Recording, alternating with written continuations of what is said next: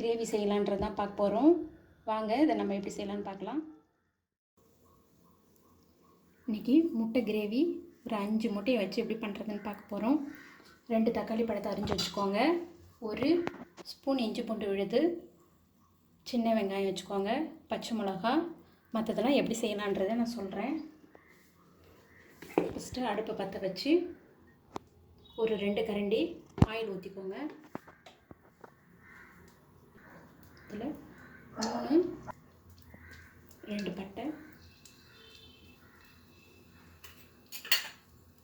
ஜீரகம்,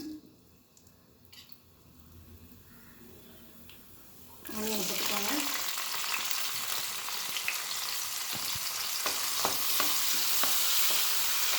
மல்லித்தூள் கொஞ்சம்,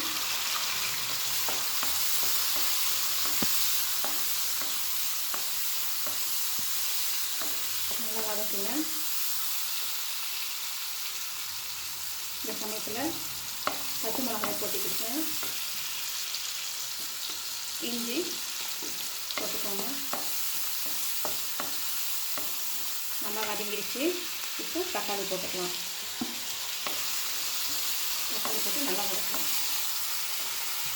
இங்கே பாருங்கள், இதில் 5 பாதாம் எடுத்திருக்கேன், 1 ஸ்பூன் கசகசா, 1 ஸ்பூன் சோம்பு எடுத்திருக்கேன். இதை பாலில் நல்லா மிக்ஸ் பண்ணி ஒரு அரை மணி நேரம் ஊற வைங்க. ஊற வச்சு அப்புறம் நம்ம அரைச்சி வச்சுக்கணும். இதான் லாஸ்ட்டில் நம்ம அந்த கிரேவிக்கு ஊற்ற போகிறோம்.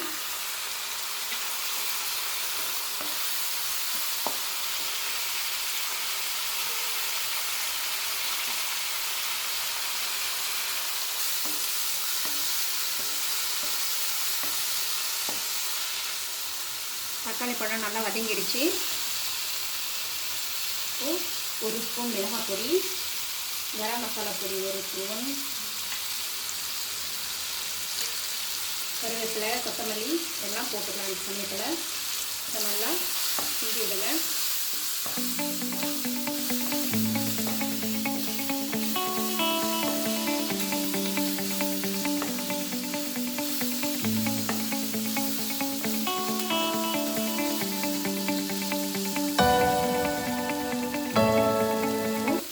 சொன்ன மூணையும் அரைச்சி வச்சுருக்கேன். பாலில் இதை ஊற்றிடுங்க.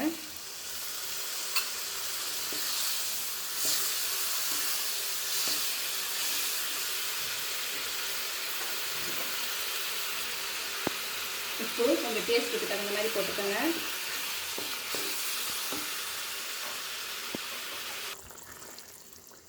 நல்லா வந்துட்டுருக்கு. இந்த சமயத்தில் எக்கை இப்படி 2ஆக பிரிக்கோங்க. கீறிட்டு இதில் போட்டுருங்க.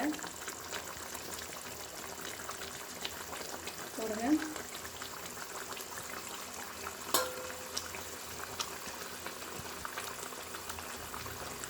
எக்கு போட்டு ஒரு 2 மினிட்ஸு இதில் இருக்கட்டும்.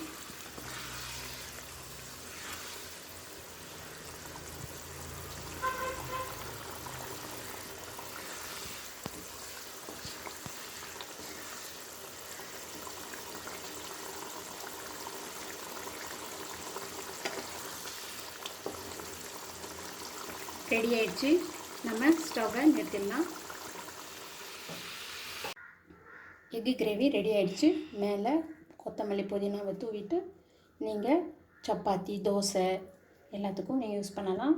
ரொம்ப நல்லாயிருக்கும். சப்ஸ்கிரைப் பண்ணுங்கள். நீங்கள் ஆரோக்கியமாக வாழ்க வளமுடன்.